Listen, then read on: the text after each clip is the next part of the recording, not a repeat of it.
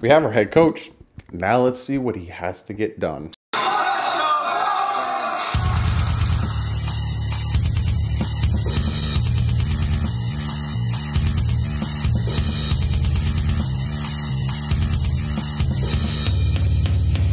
What is up, Fin fans? So, like I told you guys yesterday, I'm going to make this video today. If you can't tell by the title, essentially, I'm going to be talking about, there's a few things that now that we have Brian Flores, now that we have the coaching staff, and now we have everything together, now Brian Flores has some decisions to make, and Brian Flores has some things he has to do. So this is going to be a list. I don't know how many, but this is going to be a list of the things that Brian Flores has to do now that he's officially the Dolphins head coach. But before I get to that, a lot of you guys have been asking me about this mamma jamma. This is a Lego helmet that I put together. It's actually pretty cool if you look at it. And it took me about 8 hours to put together, maybe more, definitely not less. Here's a picture of it in the process of me building it together.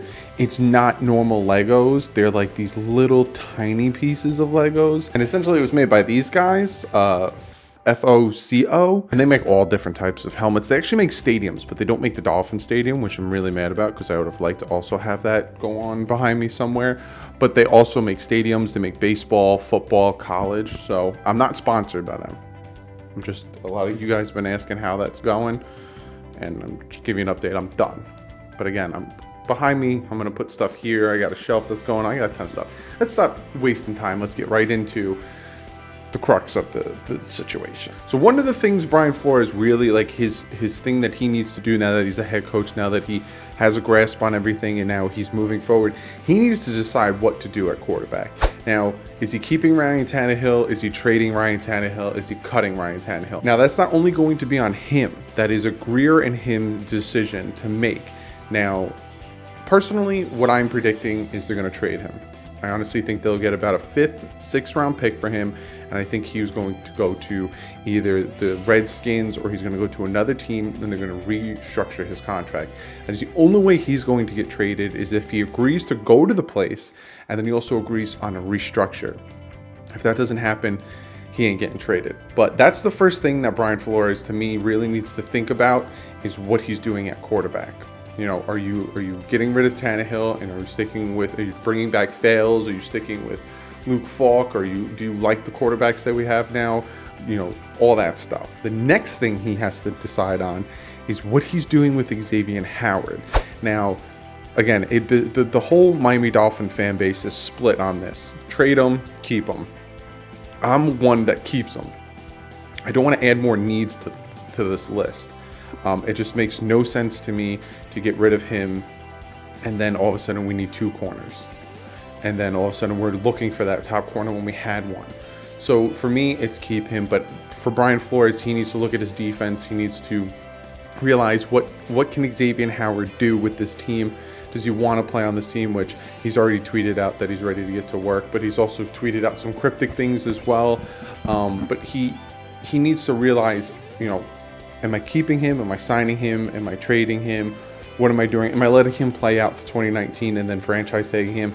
That's one of the things he needs to realize, him and Greer as well.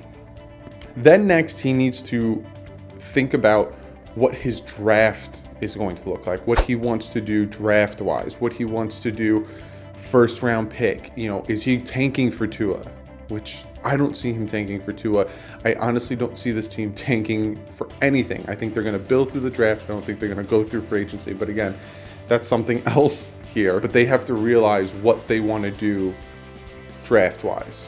First round pick, all that stuff. What they want to do, what the direction they want to go in.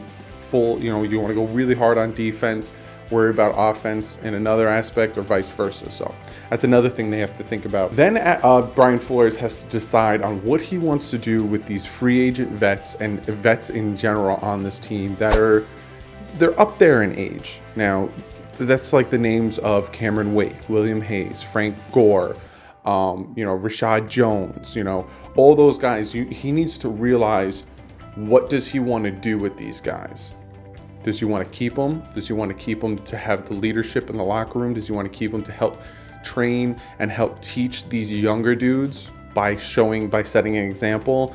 So he has to really think about what he wants to do with these age vets. He also has to think about, and he has to implement what type of defensive scheme he wants to run. Now with Brian Flores, he ran a team with the Patriots on defense. Now again, Bill Belichick ran the team on defense. Bill Belichick schemed, and no.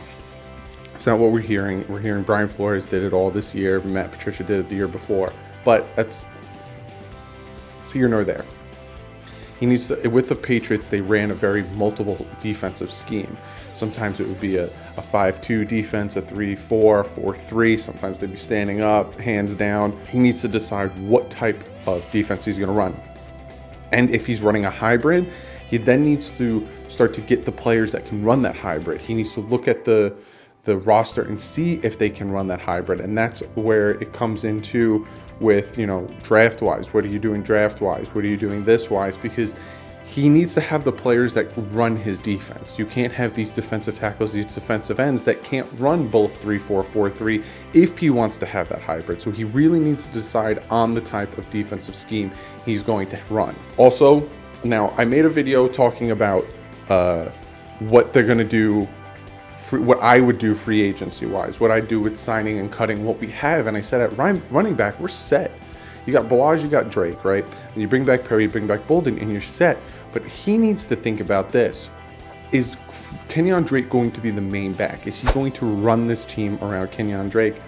Or is it going to be a Balaj-Drake combo? Or is he going to do a New England Patriots thing and have it be a committee in that backfield? Because with the Patriots, it was never Sony Michel, and it was never Burkhead, and it was never, you know, all these guys that they had. It was always whoever had a hot game, they kept giving him the ball. And he needs to think, are the Dolphins going to do that? He also needs to think what he wants to do at safety, opposite of Mika Fitzpatrick. Rashad Jones or TJ McDonald. Now, one of you guys pointed out, and it's a very good observation, that a lot of times with the Patriots, they ran a 3 safety set.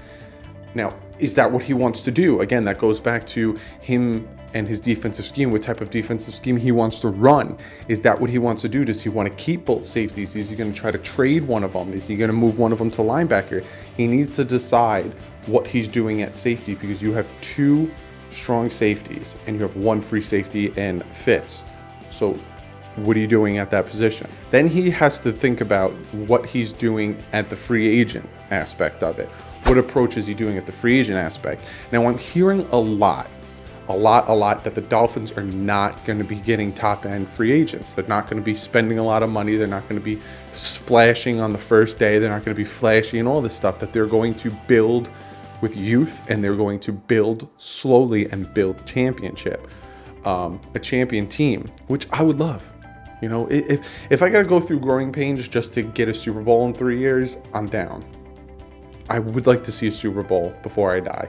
So if that's the mindset that I'm hearing out of this team, that they're not tanking, but they're not going to go out and get the top tackle, they're not going to go out and get the top wide receiver, they're not going to go out and sign the top quarterback, the top running back, they're just going to build this team through good players, not top free agents. So again, that's what I'm hearing, but this is something that he needs to decide on. What's his like approach at free agency, also at the draft? Like I said before, you know, what is he doing? Quarterback first, defensive line first, offensive line first. What is he thinking? That also entails in what defensive scheme he's running, and also what offensive scheme O'Shea's going to be running.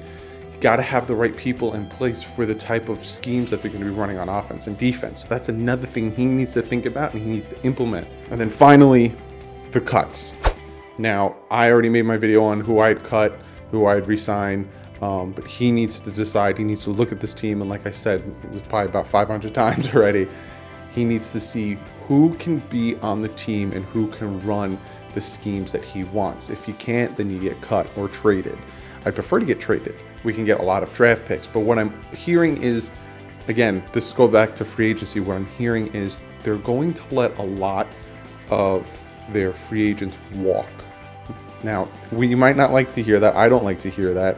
But what I'm hearing is they're going to let a lot of their free agents walk, because then when they walk and sign with new teams, the Dolphins next year will get compensatory picks.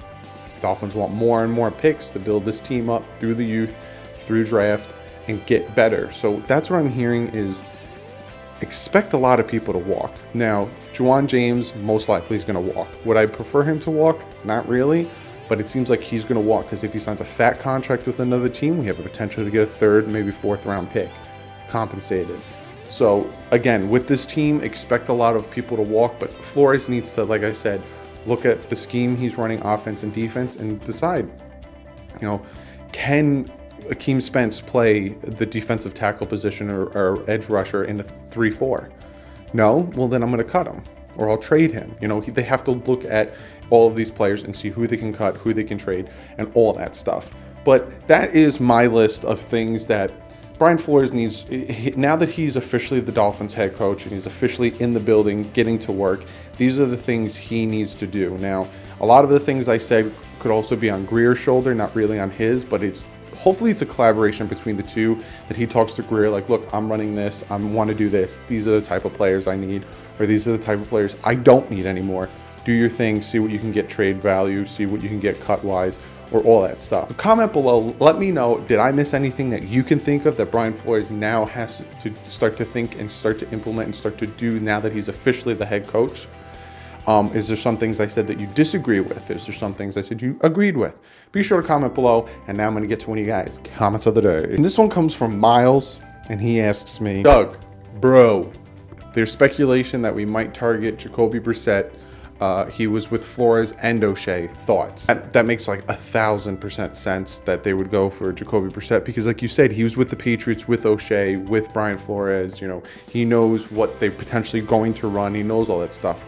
The thing that I would probably disagree with, you know, whatever source you heard that from or wherever the speculation was, is that the Dolphins want to stock up on picks right now because, again, they want to build through the youth. They want to build through the draft.